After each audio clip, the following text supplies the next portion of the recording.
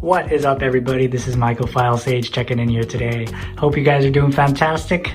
And today's video is actually the state of the grow video because I haven't made one last month and I haven't made one this month. So this is the longest time I have been without making a state of the grow video. So yeah, let's get to it. So we have a lot of different things happening here, guys, as you guys can see. I'm just trying to make sure I only get the rack in the shot, but yeah, got lots of projects coming up and lots of fruits coming in, which is fantastic. A nice contrast to to the difficulties that we faced in fall with contamination, dirty spawn and such. But now things are looking up and things are fruiting like crazy. So unfortunately, that also means that I can't show you guys everything that I would like to, right? I have to be kind of coy about showing you guys some of this stuff. So again, I will repeat, you will be able to watch all my fruiting content for free on my Patreon page, patreon.com/mycophilia. But if you would like to get the videos a week early, you can if you support me from the second tier upwards. All right, so let's get to the video. Okay, so over here, as you can see, we have the Flowhood, the lab rat nomad Flowhood. And this guy I've been using a lot and I've been having a lot of success with this guy. I have no complaints so far, so I'm going to be making a video. Probably the next video is going to be testing plates. I'm going to leave them open for an hour, first closer and then first further away, different plates of course, to see if they contaminated in a few days. We shall see. And yeah, I guess that's pretty much that. So let's get to the mushrooms. So where should we start? Let's start. Okay, so the whole theme of this month is essentially poo lovers. It's poo lover mania. There's poo everywhere and there's fungi that love poo all over the place, guys.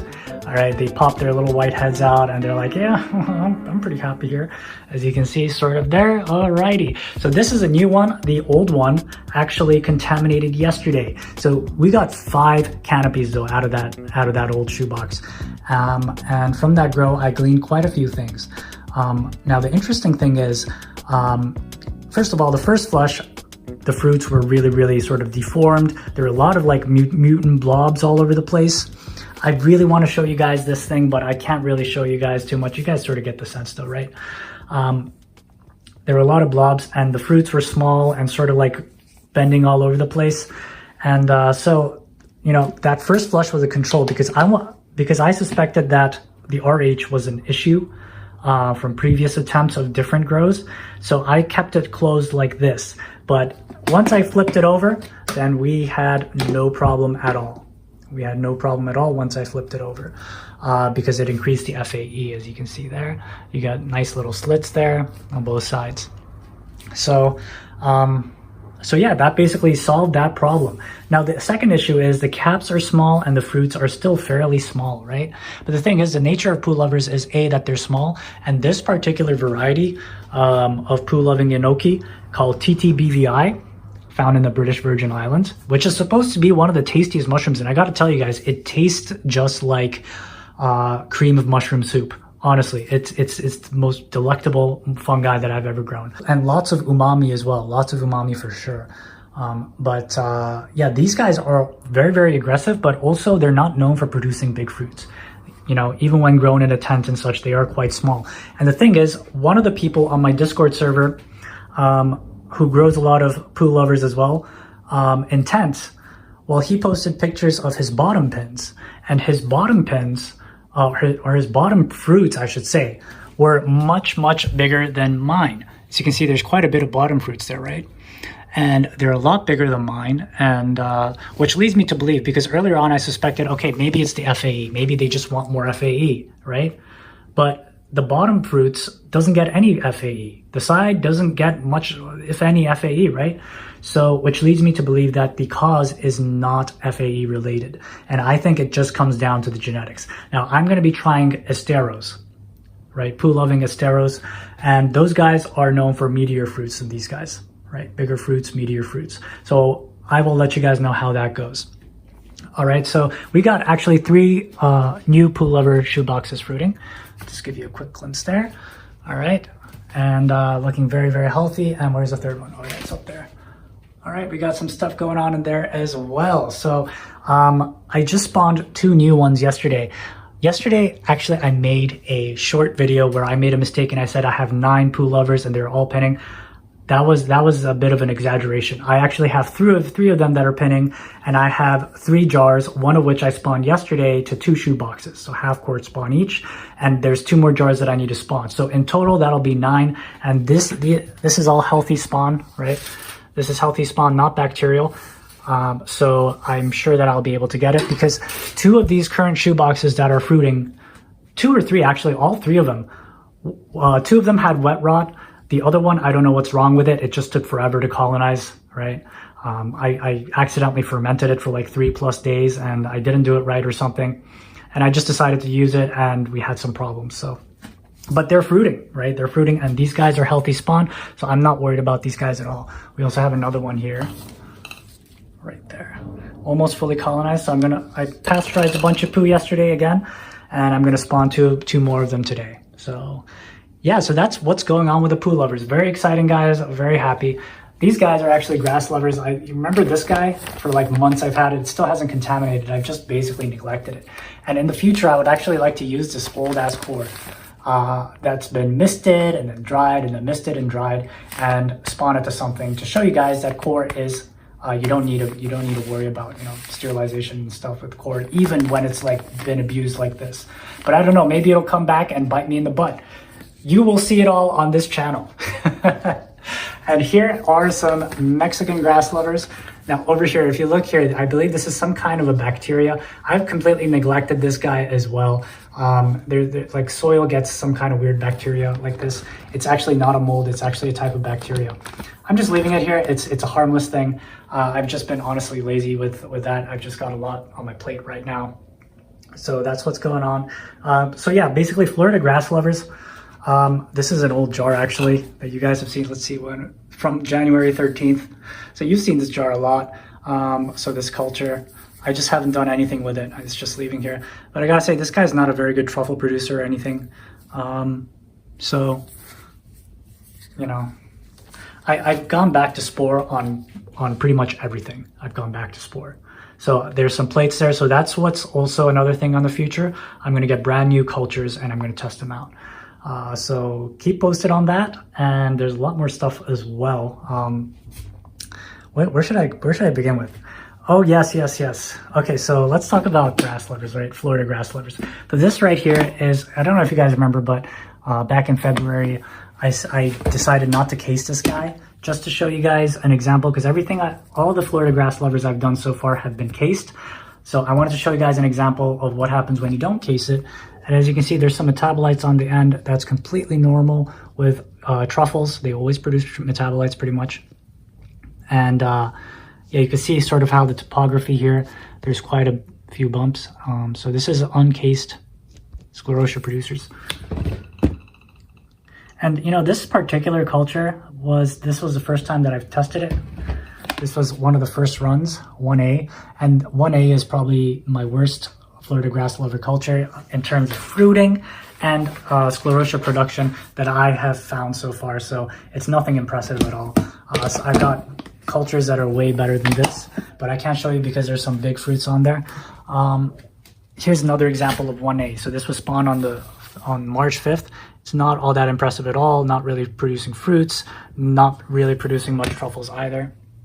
So that's kind of how it goes. So I need to make space for the PooLovers today, so I might be dumping these guys out today. These guys are nice, but there's actually a fruit in there, so I can't really show you guys that, but these guys also have some nice ones. And here are the TTBVIs that have spawned yesterday. As you can see, look at the speed of colonization, guys. Very, very fast colonization with these PooLovers, right? Very fast colonization. These guys will be ready to case in a day or two. And here's another 1A. You can see, but you can sort of get an idea, right? There's like no truffles really poking out of the substrate. There should be truffles. I mean, this is from March 5th. It should be full of truffles already. Oh, and talking about PooLovers, I also did have a Bispo, right? Poo-loving Bispo, Enoki Bispo. These guys are supposed to be fast, but this was bacterial spawn, and unfortunately we don't have anything at all, and I think we should have already gotten something at this point. As you can see, the casing layer is not even really colonized much, so this is probably a dud, but this was also, you know, had some intense wet rot. So I got some new Bispos coming. These guys look healthy and clean, clean spawn, thankfully.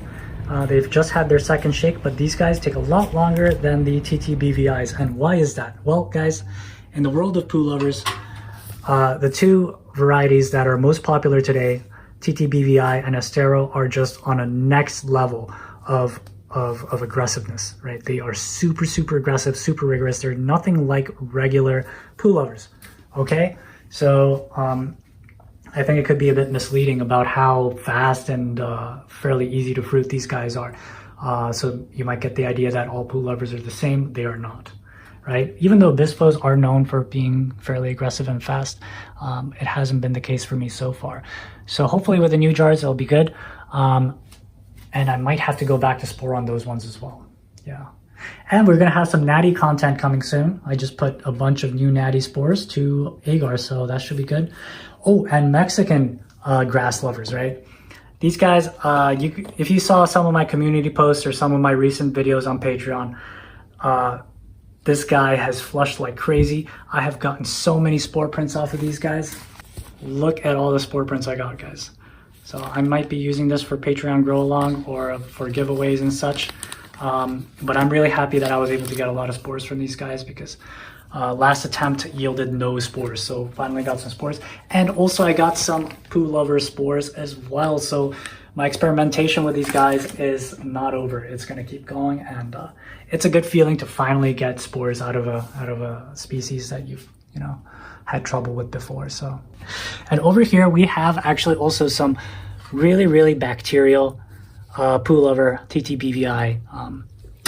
TTBVI spawn. So with these guys, I botched the grain to grain transfers because these are grain to grains. This one's a little bit better. This one's a little bit better.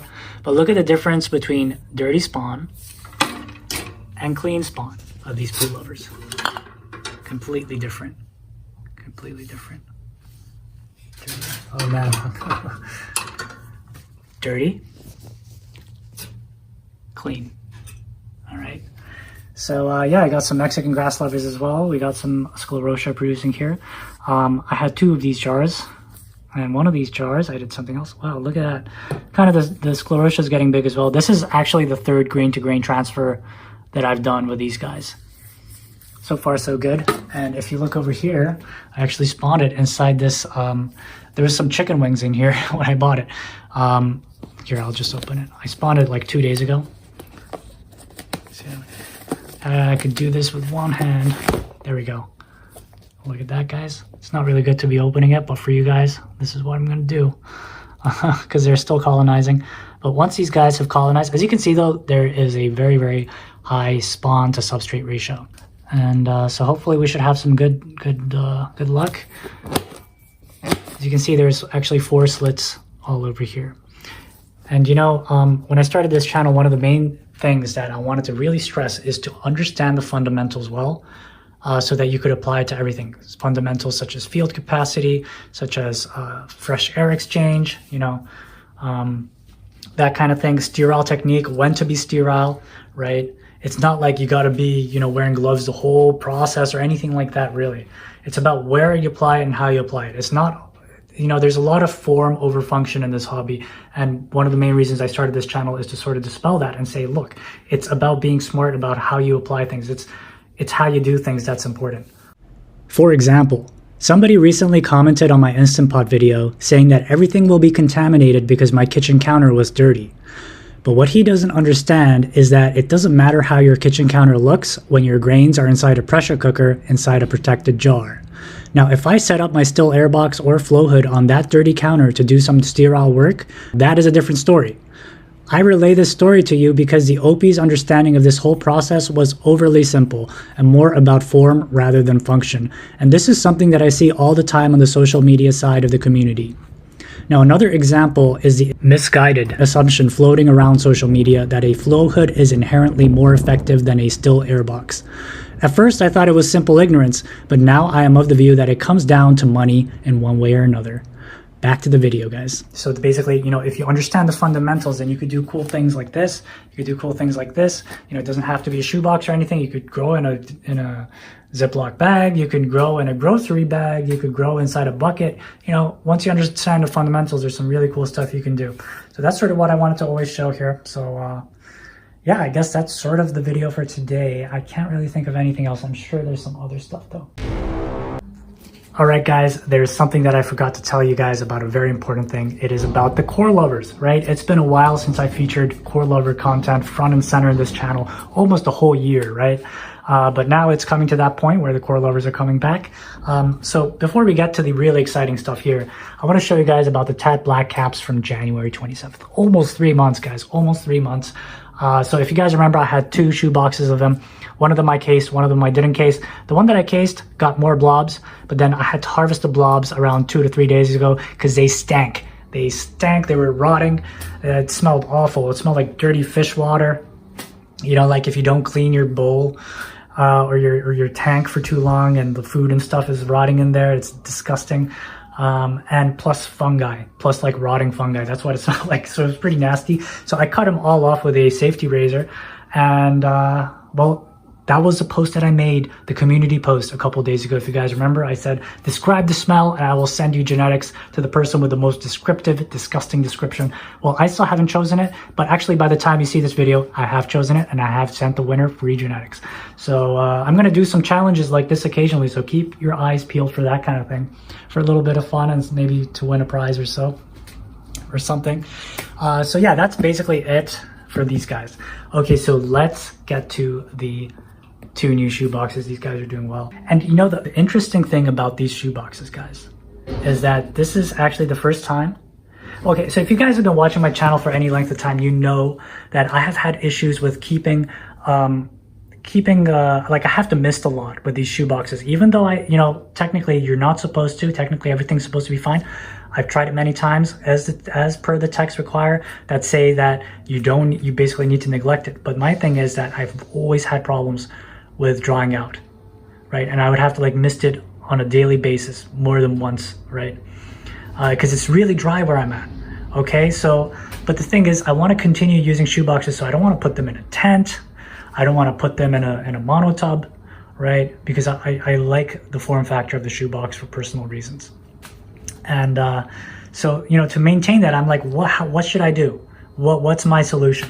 And you know, this guy, okay, so these 2 Tat Black caps that I had, I was over misting the crap out of them to sort of ameliorate the issue of everything drying out so quickly, right?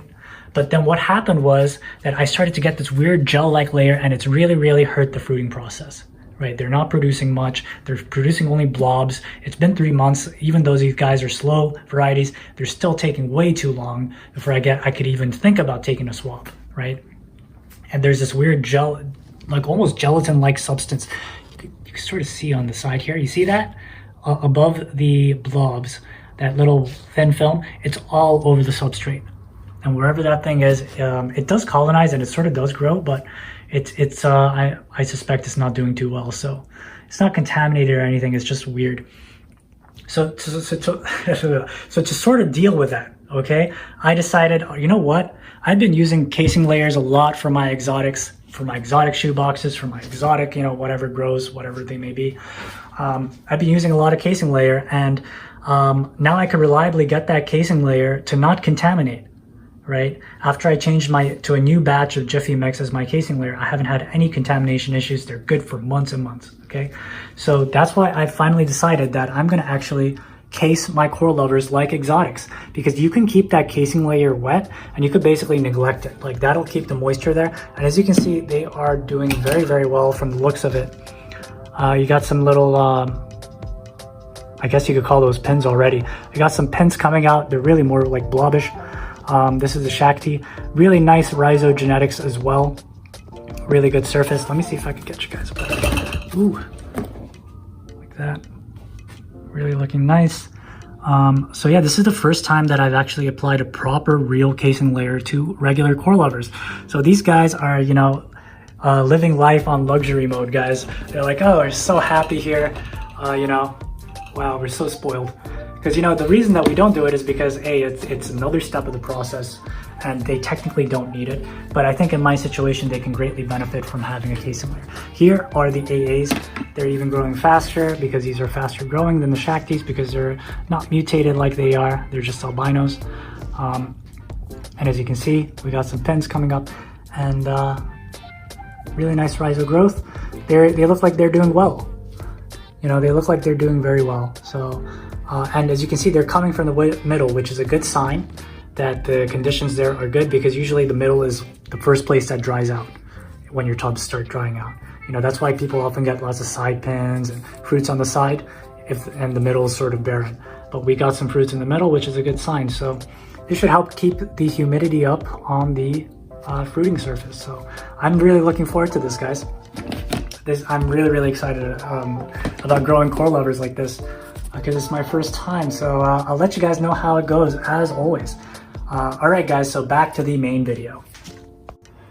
But yeah, I've been a busy sage, guys. I've been a busy sage, so hope you guys are doing well. Myco Olympics are coming up at the end of the month, as usual. One of our members, one of our panhandlers, as we call it on the Discord server, for those who have cultivated PooLovers. Oh man, oh shoot, whatever. Poo handlers, yeah, poo handlers, okay? He is actually going to be giving away some prints of PooLovers, poo-loving Enokis, so may the best picture win. All right, guys, so I guess that's the video for today. Lots of new stuff coming up, guys, so hope you guys are keeping well and enjoying this lovely spring weather. All right, guys, Mycophile Sage, checking out for now.